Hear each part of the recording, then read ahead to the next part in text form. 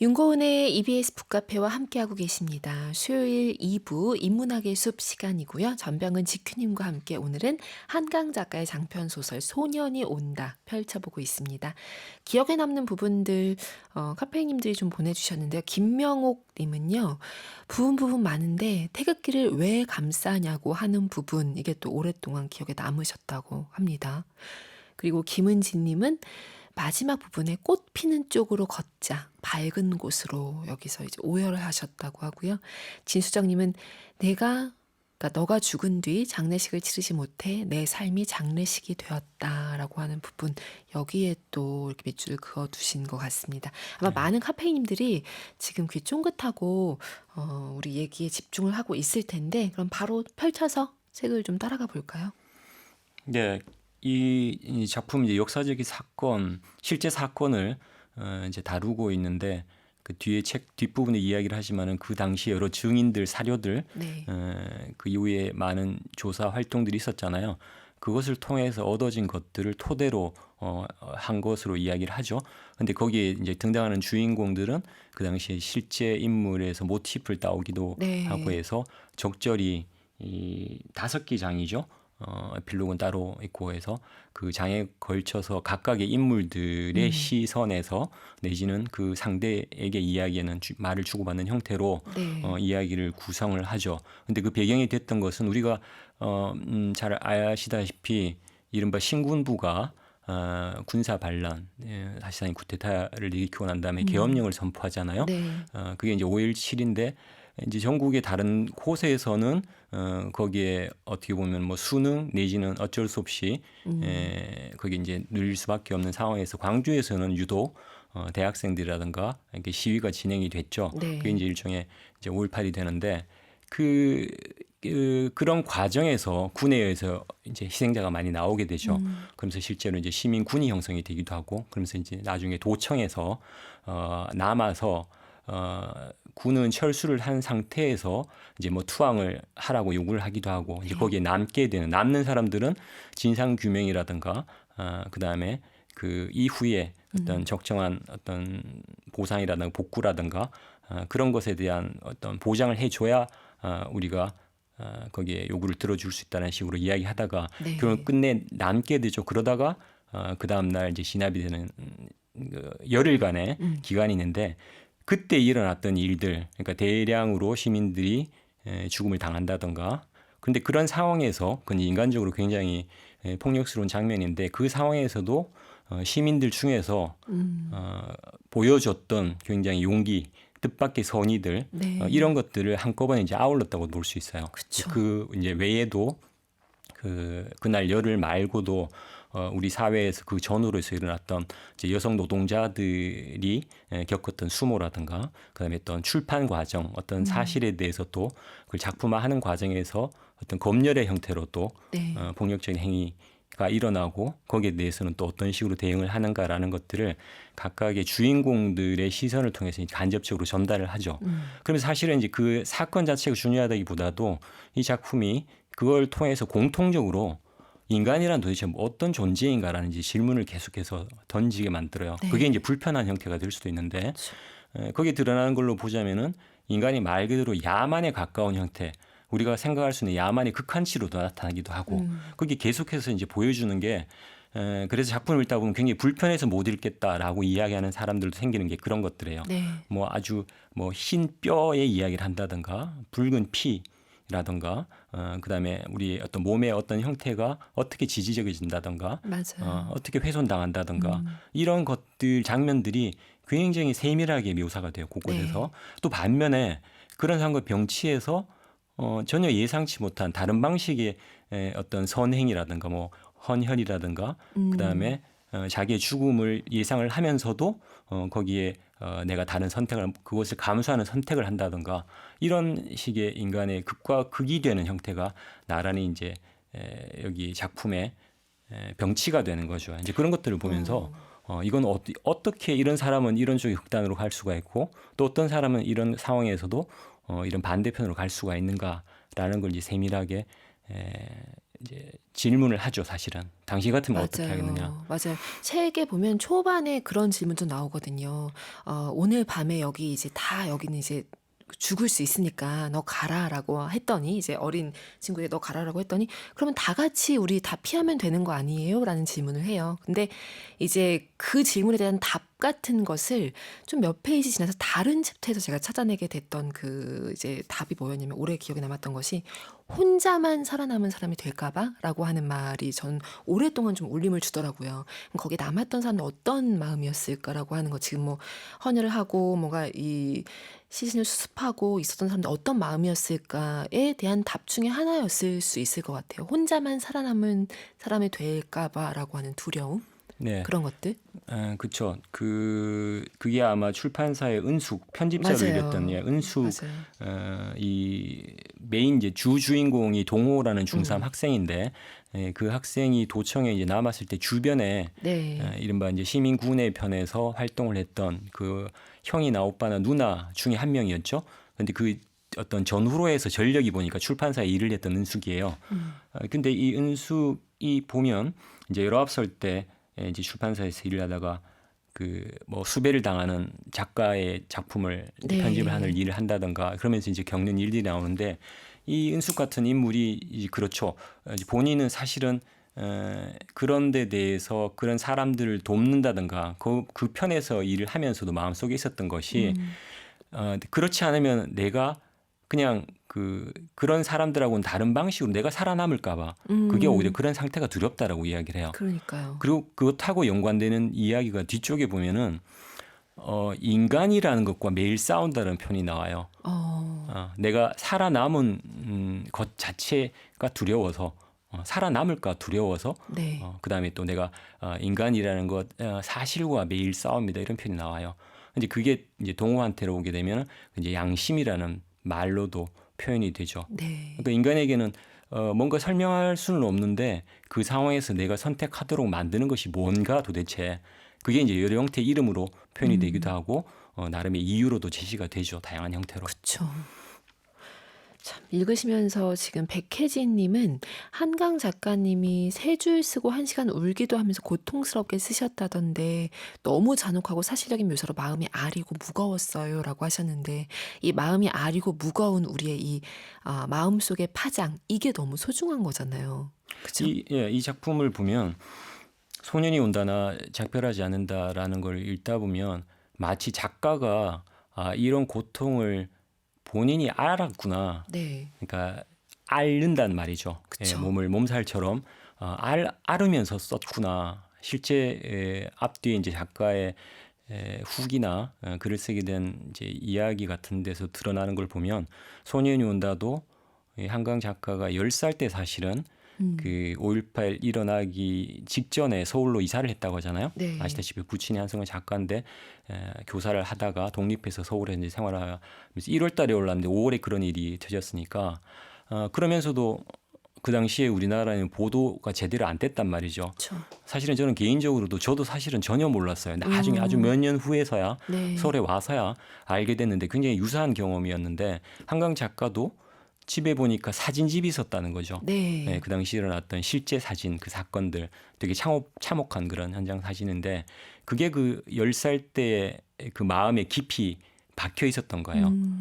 그게 그 이후에 본인 이제 작가가 되기로 한 뭐 14살 때부터 글쓰기로 하고 19살부터 첫 작품을 발표하고 네. 작가 활동을 쭉 하는데 그 이후에도 계속해서 마치 뭔가 마음속에서 풀려나지 않고 응어리져 있는 것처럼 그게 이제 개인적인 어떤 원한이나 이런 것들이 아니라 그쵸. 사실은 그 역사적인 사건이 그 사진을 통해서 자신에게 어떻게 보면 박혀 있었던 것 같은 거죠. 그러니까 그런 것들을 뭔가 풀어내야 되는 이제 그렇게 보면 마치 우리가 과거에 씻김굿이라는 게 있잖아요. 네. 우리 어떤 영매 역할을 하는 거죠.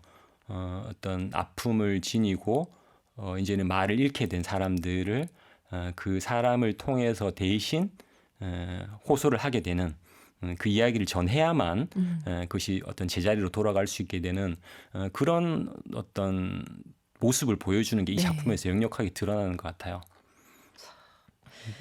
저도 사실은 맞아요. 개인적으로 그래요. 대학 들어왔을 때 가장 충격적이었던 게 이제 캠퍼스에 그 당시에 어떤 일이 있었던가라는 것들 사진을 비롯해 여러 가지 기록들이 있었잖아요.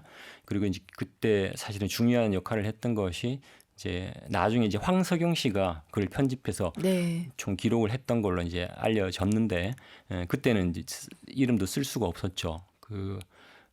뭡니까 그 죽음을 넘어 시대의 아픔을 넘어인가요? 예, 그런 제목으로 사실 그 당시에 있었던 것들이 이제 출판물 형태로 돌기도 했죠. 그러면서 전혀 공식적인 어떤 언론을 통해서는 우리가 사실 몰랐기 때문에 네. 지금도 어떤 면에서 보면 한강 작가의 이 작품들 이제 광주나 제주 문제를 다룬 작품에 대해서는 여전히 뭔가 이제 흔쾌히 어떤 받아들일 수 없다고 생각하는 굉장히 유보적인 태도를 보이는 분들도 보면 그 전에 이 사건들에 대해서 갖고 있는 생각이나 이해 자체가 네. 그 전에 우리 어떤 언론 보도의 한계 때문에 가지고 있는 그 위에서 생긴 것일 수도 있어요. 그럴 수 있죠. 어떻게 보면 고정관념이나 선입견 같은 게 있을 수 있는데 그래서 이번 기회에 이 소설은 물론이거니와 관련되는 것들도 논픽션이나 그때 사실은 굉장히 많은 선행 어떤 작품이나 글쓰기나 자료 같은 게 누적이 된 위에 이것이 나타난 거거든요. 그렇죠. 성취된 거거든요. 맞아요. 그래서 그런 것들도 한번 잘 살펴본다면은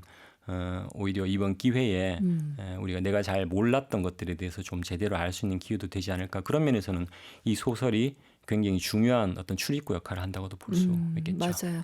너무 동의하는 게 저도 전 대학 때 저도 사진집으로 처음에 네. 이 일에 대해서 이제 딱 이제 새롭게 좀 보게 됐고 대학 때 사진집에 이어서 이제 임철호 작가 그 조금 이후에 네, 임철호 작가님의 네. 봄날이라는 소설이 있어요. 네. 그건 5권짜리 5권짜리고 이 80년 5월에 대한 얘기를 이제 다루고 있는 소설인데 그 임철호 작가님의 봄날을 읽고 제가 굉장히 충격을 많이 받았었거든요. 네. 그러니까 그런 작업들 봄날 비롯한 여러 작업들 아까 황선영 작가님도 얘기하셨지만 그게 차곡차곡 누적이 되어 있던 중에 이제 한강 작가님이 소년이 온다를 통해서 이것을 다시 얘기해야 된다. 우리가 계속 끊임없이 얘기해야 된다라고 하는 이 마음을 보여주신 거잖아요. 그러니까 네. 이 행위, 요 시간을 두고 쌓이는 겹겹이 쌓이는 요거 자체가 제가 볼 때는 노벨 문학상의 가치와도 연결이 되는 것 같아요. 이게 갑자기 딱이 아니라 다음 세대에서 또 얘기되고 또 네. 얘기되고 잊지 않으려고 기억하려고 하는 몸짓 이거 자체가 소중하다는 것을 문학상의 권위로 또 더해준 거 아닌가라는 생각조차도 하게 그렇죠. 돼요. 그런 면에서 보면 이제 문학의 존재의 네. 문학이 우리가 왜 존중받아야 된다 내지는 가치 있는 활동인가라는 데 대한 어떤 좋은 답을 이번에 어떤 제시했다고 저도 생각이 돼요. 이제 맞아요. 왜냐하면 말씀하신 것처럼 노벨상이 여러 항목이 있잖아요. 물리학상, 뭐 화학상이라든가 생리학상에다가 경제학상 어젠가 그저께 발표도 됐고 하는 대체로 보면 이런 것들은 앞으로 나아가는 것과 관계가 있어요. 근데 문학이나 또 이제 평화상 이번 평화상은 또 일본의 그 원자력 피해자 네. 그 운동 단체가 받았잖아요. 근데 이 유독 두 상은 또 보면 나아가는 것에 대해서 한번 돌아보라고 이야기하는 것에 해당한다고 볼 수 있어요. 맞아요. 그러니까 우리가 어디로 나아가는지 지금 우리가 잘 살펴보자.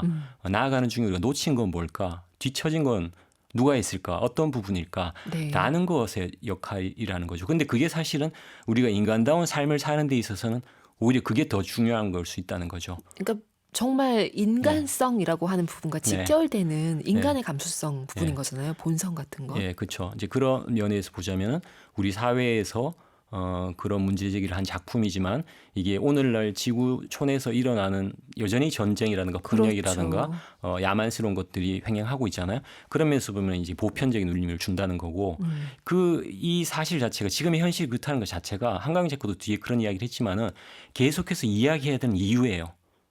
맞아요. 또 그 이야기를 하냐 그 이야기 아니라 충분히 얘기됐어라고 하는 것은 그 개인 한 사람이 판단할 수 있는 게 아닌 것 같아요. 네, 그렇죠. 그리고 이게 역설적으로 입증이 되는 거예요. 이 존재 가치가 지금 봐, 우리는 이렇게라도 이야기를 해야 돼라는 걸 보여주는 게 계속해서 현실의 폭력이 만연하다는 거죠. 그걸로 인해서 좌절하는 것이 아니라 우리는 끈질기게 계속해서 이야기를 해야만 해라고 이야기하는 이 작품의 주인공들을 통해서 나타나죠.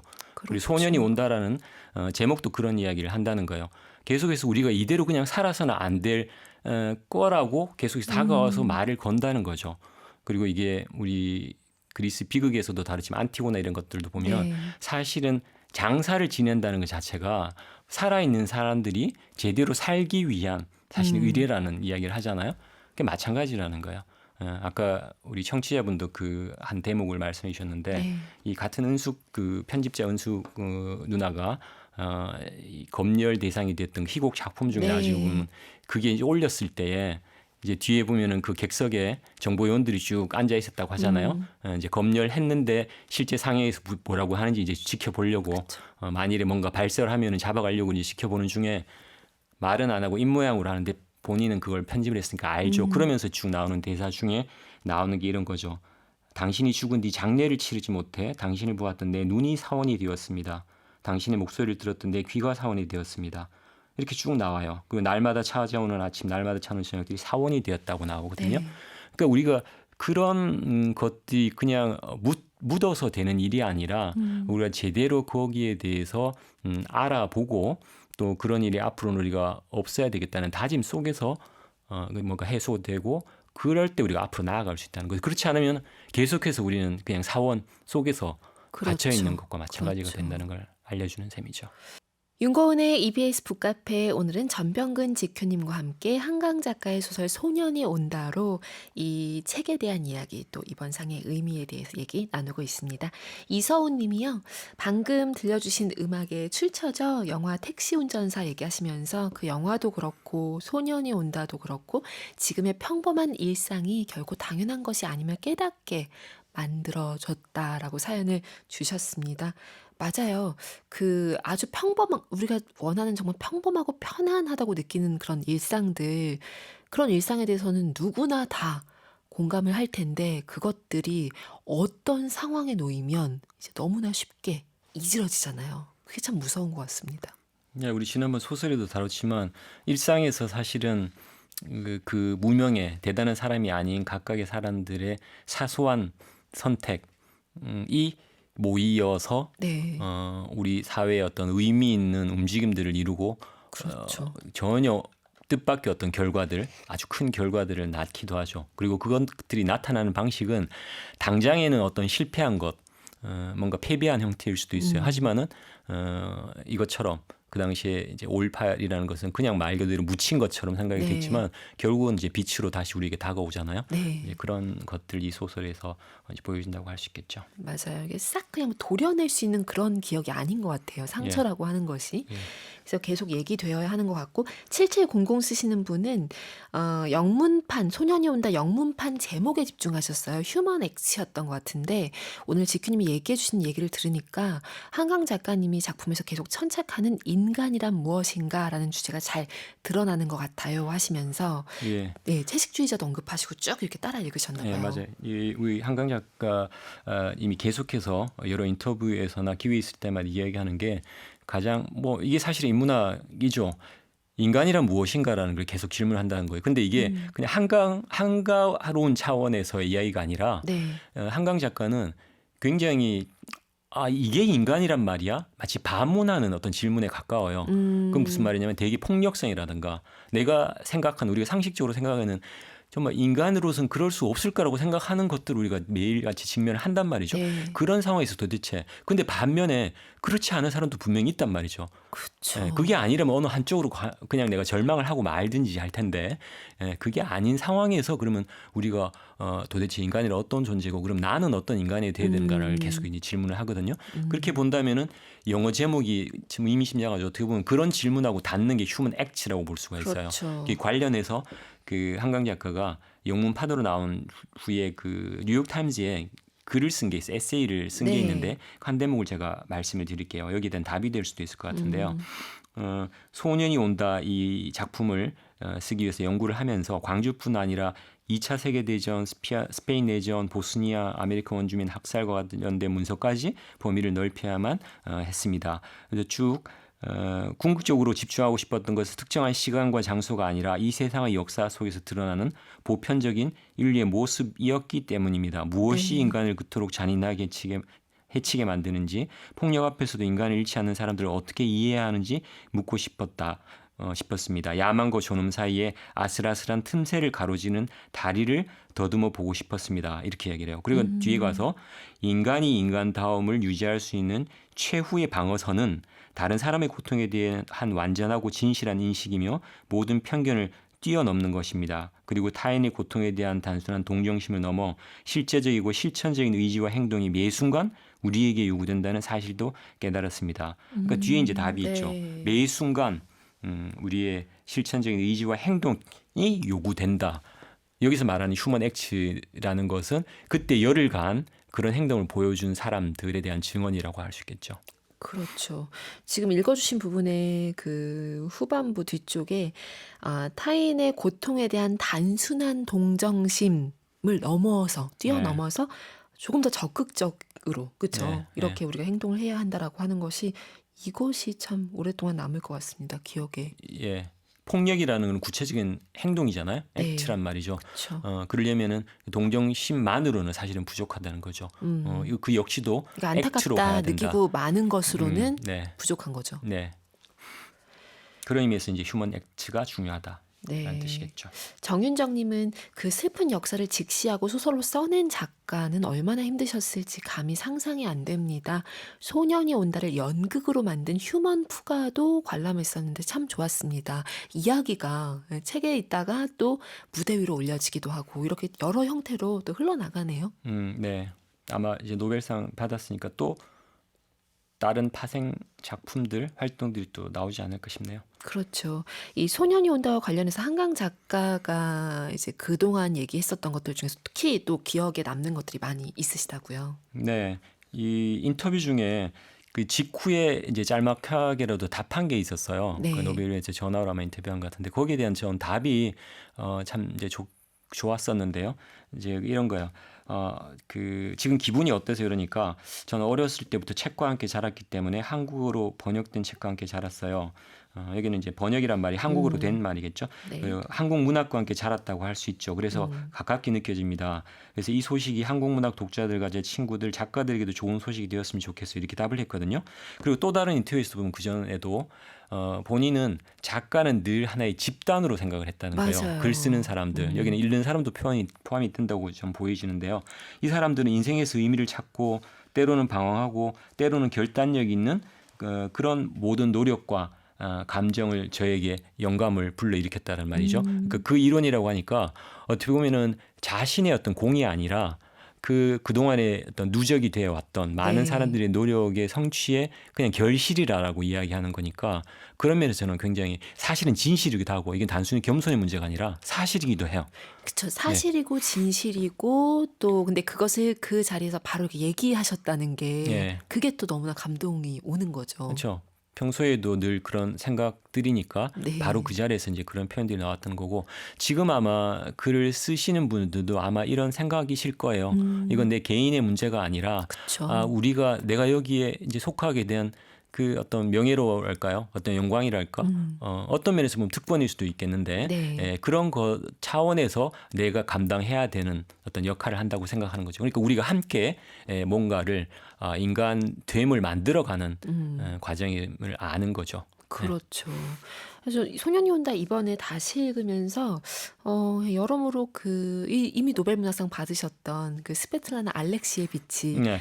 그 작가분도 제가 되게 좋아하는데 많이 네. 떠올랐어요. 이런 행위들이 네. 연결되어 있는 거잖아요. 예, 계속 그렇죠. 예. 목소리를 잊지 않고 얘기해야 하고 구체적이고 평범한 사람들의 어떤 일상이 어떻게 이제 연약하게 파괴됐는지 또 예. 거기서 어떤 행동을 했는지를 글이라고 하는 형식으로 풀어낸 것이 너무 닮아서 이런 작업이 많이 있어야 된다는 생각이 들기도 했고요. 예. 곳곳에서 이런저런 사건들, 일어나는 일들을 글의 형식으로 이렇게 표현하고 표명을 네. 하고 또 그런 것들을 잘 또 알아보고 이번 책도 사실은 중간에 보면 번역자들도 있고 그죠?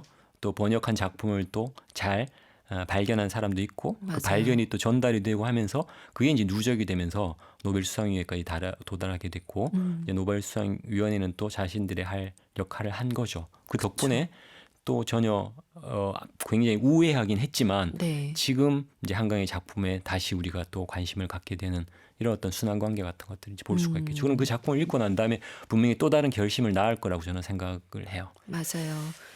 그리고 읽어주신 지금 소개해주신 그 인터뷰 답변에서도 모든 작가 그리고 책 읽는 사람 다 포함해서 하나의 이제 울타리 안에 있다, 집단이다라고 하는 얘기를 해주셨는데 거기서 또 저는 너무나 자연스럽게 그래 그래서 북카페가 이런 생각을 했어요. 우리 모여 있었잖아요. 그쵸? 모여서 계속 얘기하고 책에 대해서 얘기하고 무엇을 읽는지 얘기하고 소개하시고 이런 공동체라고 하는 게 너무 소중하다라는 생각이 또 새삼 드네요. 예, 사실은 그 기뻐하는 마음에는 이 한강 작가가 이야기한 쪽에 나도 사실은 거기에 일원이지 않을까라는 생각이 더해져 그런 걸까라고 저는 생각돼요. 그렇죠. 예, 책을 맞아요. 읽는 사람은 사실 읽기와 쓰기라는 게 순환 관계에 있다는 걸 우리가 알잖아요. 좋은 작가는 보면 이전에 좋은 독자였던 거고 그럼요. 또 신세를 졌던 거죠. 그 선행했던 작가들에게. 음. 예, 그리고 아마 이 한강 작품을 또 읽게 되면서 많은 특히 이제 젊은 사람들이 이제 또 다른 작가의 길로 가는 사람들이 분명히 또 나올 겁니다. 앨리스님, 우리 아빠께서도 한강 채식주의자 책 보자며 오랜만에 책 읽는 모습을 보여주셨어요. 사연 주셨습니다. 예, 이런 이런 분위기. 파장들이 이번에 저 좋은 어떤 기폭 역할을 이제 했으면 합니다. 맞아요. 그리고 허지영님은 이 부분 특히 인상적이라고 보내주셨습니다. 8살 묵었을 때 내가 그랬는데 난 여름은 싫지만 여름 밤이 좋아. 아무것도 아닌 그 말이 듣기 좋아서 나는 너가 시인이 되려는가 속으로 생각했는데 이 부분 너무 마음이 아프셨대요. 읽으시면서. 네, 그, 보- 어, 그 안타까운 이제 어떤 좌절된 꿈 같은 것들이 정말 이렇게 쓰리기 아프죠. 정말 이렇게 꽃이 지듯이 맞아요. 그 폭력에서 이제 쓰러졌기 때문에 그 이제 두 번째 장에 보면 이제 죽은 친구 저 이름이 저 이름이 예. 아무튼 이 친구가 보면 자기의 정대, 죽고 난 정대. 다음에 정대의 모습으로 이제 그 사실은 누나도 먼저 죽은 걸로 나오잖아요. 네. 그러니까 죽고 난 다음에 그 혼이 뭔가 이렇게 떠나지도 못하는 상태에서 계속 자기의 몸을 바라보면서 독백을 하는 맞아요. 장면이 굉장히 인상적인데요. 이제 그런 걸 보면은 한 어떤 생명이라는 것이 얼마나 소중한가 하는 걸 새삼스럽게 아주 굉장히 절절하게 한 장에 걸쳐서 묘사가 되죠. 오늘 이렇게 소년이 온다를 기반으로 해서 한강 작가의 수상 소식 가지고 또 우리가 얘기를 이렇게 해봤는데 오늘 금가루 어떻게 정리를 해주실지 궁금합니다. 저는 이 한강 작가가 글을 쓰면서도 늘 이제 생각한다는 주제에 대해서 이번에도 한번 생각해 볼 기회가 됐으면 합니다. 인간이란 어떤 존재인가, 이제 거기에 함축된 것은 내가 어떤 인간이 되어야 하는가. 근데 그건 머릿속에만 담아둘 게 아니라 내가 일상 내가 관계되는 그 상황에서 어떤 행동, 네. 어떤 선택을 해서 어떤 행동을 할 건가라는 거하고 연결해서 우리가 이제 생각해 보는 어떤 습관을 들일 수 있는 기회가 됐으면 합니다. 안녕하세요. 저는 소설 쓰는 박상영입니다. 저에 대해서 모르시는 분들이 많을 것 같아서 제가 그간 저의 작가로서 행보에 대해서 간략히 소개를 먼저 해드릴게요. 저는 2016년에 문학동네 신인상을 받으며 등단을 했고요. 제목은 페리스 힐튼을 찾습니다라는 다소 좀 재기발랄한 그런 작품입니다. 네, 그 작품을 통해서 본격적으로 작품 활동을 하기 시작했고 2018년에 알려지지 않은 예술가의 눈물과 자이툰 파스타라는 작품으로 젊은 작가상을 수상했고 동명의 작품집을 냈습니다. 그리고 다음에 2019년에는 대도시의 사랑법이라는 연작 소설집을 냈고 그 작품을 통해서 본격적으로 많은 독자분들께 알려지기 시작했고요. 2020년에는 오늘 밤은 굶고 자야지라는 산문집을 통해서 독자 여러분들의 어떤 그 애환과 제 어떤 글쓰기의 고달픔 또 야간성 시기증후군에 대한 어려움에 대해서 다루는 글을 쓰기도 했습니다. 이렇게 어찌 보면은 글을 통해서 또 제 삶을 통해서 독자 여러분들과 전천후로 소통하고 있는 그런 작가라고 할 수 있는데요. 연작 소설 대도시의 사랑법 같은 경우는 제가 애초에 구성을 할 때부터 그 내 작품 모두가 하나로 연결되는 유기적인 어떤 구성체로서 기획을 했고요. 저 같은 경우는 어떤 이야기를 구성할 때 좀 큰 분량, 그 인물이 다양하게 행동하는 모습을 보여주는 것을 좋아해요. 그리고 필연적으로 캐릭터 위주의 서술을 하는 작가들이 분량이 좀 많아질 수밖에 없거든요. 근데 단편 소설 위주로 이렇게 청탁이 들어오고 그 신인님만큼 어떤 그런 기회들을 많이 거절하기가 힘들잖아요. 그래서 제가 자구책으로 생각해 놓은 게 내가 쓰기 좋아하는 단편 소설의 형식을 갖추면서도 그 인물들이 서로 이렇게 연결돼서 하나의 거대한 세계를 이루는 그런 이야기를 한번 구성해 보자라는 생각을 하게 되었고, 그런 방식으로 처음 구상하게 된 작품은 사실 첫 번째 작품집 알려지지 않은 예술가의 눈물과 자이툰 파스타에 수록된 제 등단작이었던 페리스 힐튼을 찾습니다와 부산국제영화제라는 그 두 중편 소설이 그런 구성으로 짜여져 있었거든요. 간략히 제가 설명을 좀 해드리자면 페리스 힐튼을 찾습니다의 경우 남자 화자인 김이 개를 잃어버려서 개를 찾으러 다니는, 자신이 기르던 어떤 반려견을 찾으러 다니는 스토리인데, 그 작품 속에서 소라라는 여자 주인공이 굉장히 좀 수동적이면서도 자기 멋대로인 그런 이중적인 캐릭터로 묘사가 돼요. 그런데 부산국제영화제라는 작품은 그 소라라는 캐릭터를 화자로 내세워서 사실은 제멋대로 보였던 소라의 성정 이면에는 굉장히 복잡하고도 다단한 그런 내면이 있었다라는 것을 보여주는 그런 작품이었거든요. 그렇게 어떤 한 사건을 둘러싸고 여러 인물들이 다른 시각을 보여주는 작품을 쓰는 게 굉장히 재밌다는 것을 깨닫고, 두 번째 작품집이었던 대도시의 사랑법을 기획하는 단계에서부터 애초에 다 연결되어 있는 그런 세계를 만들어 보자라고 생각을 하게 되었습니다. 그래서 아무래도 이런 방식이 저한테 좀 잘 맞는 것 같아서 이후로도 좀 세계관이랄까 작은 이스터 에그 같은 것들이 연결된 그런 작품들을 주로 많이 써오고 있는 와중입니다. 제가 지금은 그런 질문을 많이 안 듣는데 작품 활동을 하던 초반에만 해도 성 정체성, 퀴어 소설에 대한 그런 질문을 많이 받았던 것 같아요. 근데 제가 누차 여러 자리에서 밝혔다시피 어떤 그런 캐릭터들, 퀴어라는 소재가 대단히 특별하다고 생각해서 그런 일들을 쓴 거는 아니고요. 많이 이 사회를 구성하고 있는 많은 주체 중 하나의 구성원, 하나의 어떤 파티클, 조각이라고 생각해서 무람 없이 썼던 것 같아요. 그래서 앞으로도 계속해서 그런 소위 말하는 사회적 소수자라고 불리는 존재들에 대해서 중심에 놓고 작품 활동을 전개할 생각이 있고요. 어찌 보면 그런 식으로 사회에 대한 시선, 메이저리티가 전부가 아니다, 주류 사회, 다수가 전부가 아니다라는 것을 제시하는 게 문학의 본연의 역할이 아닌가 하는 생각도 하게 되었습니다. 그래서 제가 지금 집필하고 있는 장편 소설 같은 경우에도 소수자에 대한 다양한 소수성을 갖춘 그런 주체들에 대한 내용이 담겨 있을 것 같고요. 그럼 본격적으로 제 작품 속으로 들어가서 작품 이야기를 해보도록 하겠습니다. 제 연작 소설의 표제작인 대도시 사랑법에 대한 얘기를 들려드리겠습니다. 일단은 앞서 소개해드린 대로 소설집 대도시의 사랑법, 연작소설 대도시의 사랑법은 4편의 이야기들로 구성된 연작소설이고요. 첫 번째 소설인 제이가 제이와의 우정, 20대 초반의 어떤 그 자유분방한 사랑 얘기를 나눈 작품이고, 두 번째 소설 우럭한 점 우주의 맛의 경우는 앞서 말씀드린 대로 어떤 모성이 무엇인지, 성애적 사랑, 로맨스가 무엇인지, 이별과 존재적 사랑이 무엇인지에 대한 어떤 담론이 담겨 있는 그런 작품이라면, 대도시의 사랑법과 늦은 우기의 바캉스로 이어지는 세 번째, 네 번째 작품 같은 경우에는 본격적인 퀴어 로맨스로서 우리가 일반적으로 사랑을 통칭할 때 얘기되는 그런 연애 감정에서의 사랑, 그리고 조금은 질이 멸렬해져 버린 그런 사랑의 감정에 대해서 제가 좀 깊이 있게 다루고 싶어서 쓴 작품들입니다. 그래서 대도시의 사랑법이라는 작품, 세 번째 작품이 표제작이잖아요. 일단은 제목 참 좋지 않나요?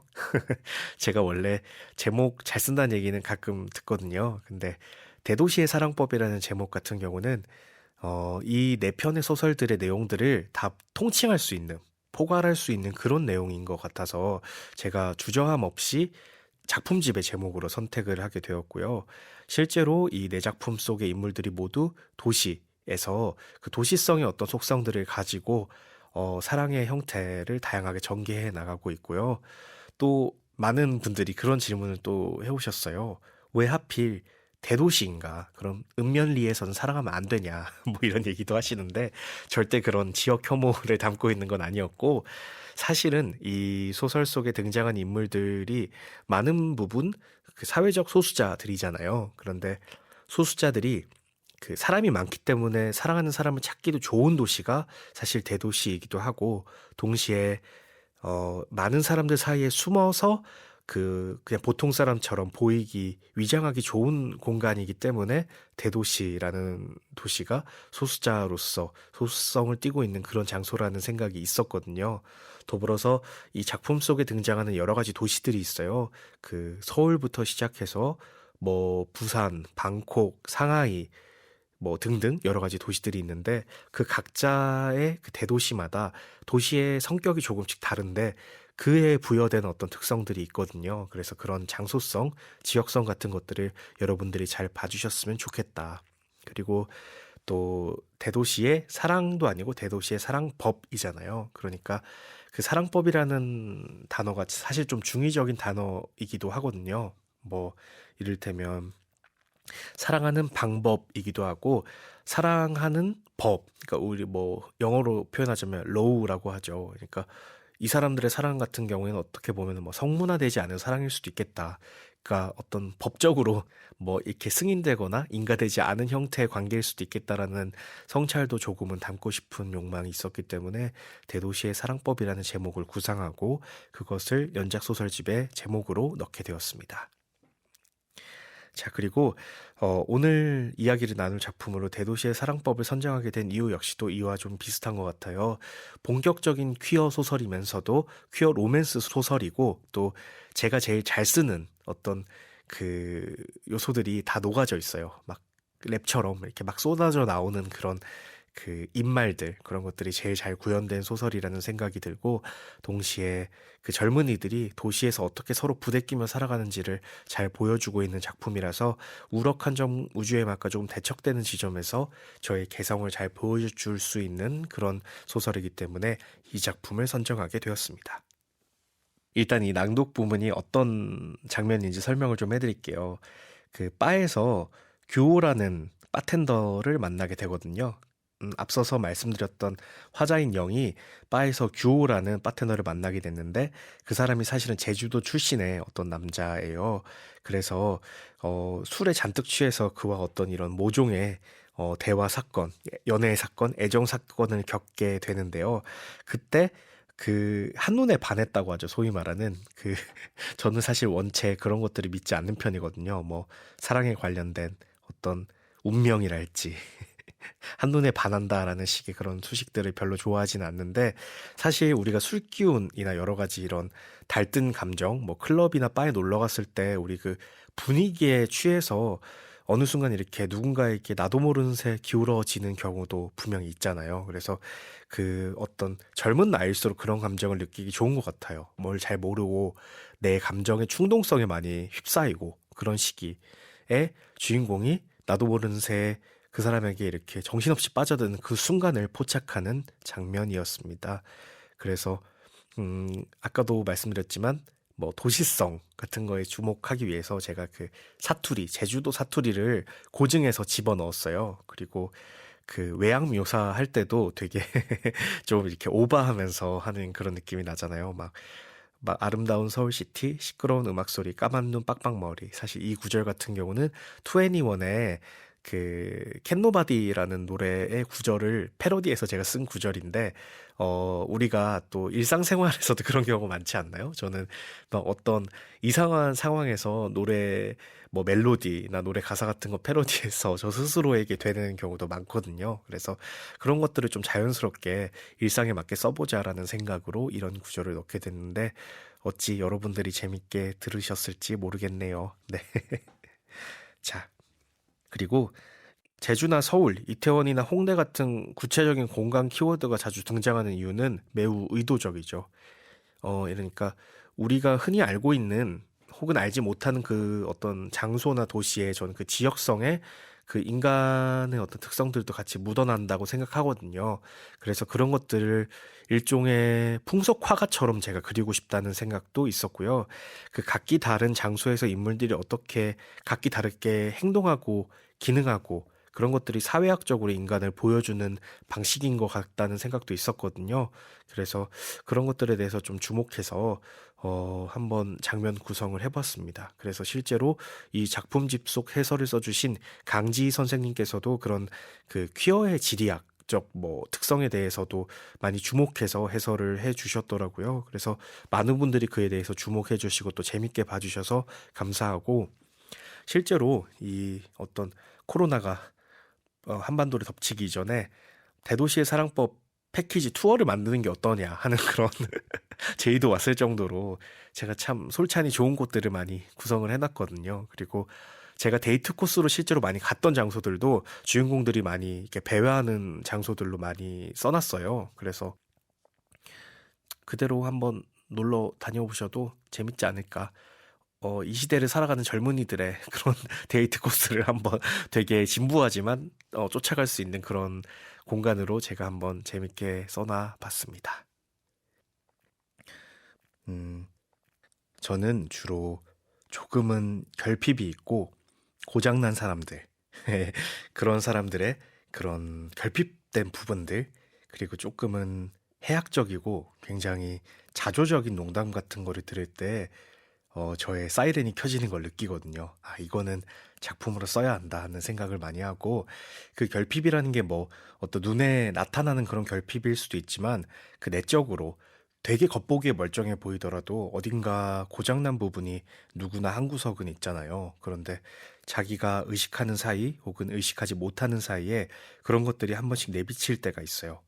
저는 그런 걸 목격하는 순간마다 쾌재를 부르며 나 이거 소설로 써도 돼? 라고 많이 묻고는 하고요. 근데 상대방은 제가 그런 얘기를 하면 되게 의아해하는 경우도 많더라고요. 이게 왜? 이게 어떤 그런 거리가 돼? 라고 얘기를 하는데 저 같은 경우는 사람을 구성할 때 그 캐릭터를 만들 때 그런 지점들을 많이 집어넣는 걸 좋아해요. 일견 되게 평범해 보이는 사람인데 어딘가 모르게 이상한 행동을 조금씩 할 때 그런 것들이 그 캐릭터를 빛나게 해주고 또 어떤 우리의 일상의 균열을 잘 보여줄 수 있는 그런 요소들이라고 생각을 하거든요. 그래서 주로 그런 요소들을 많이 찾으려고 노력을 하고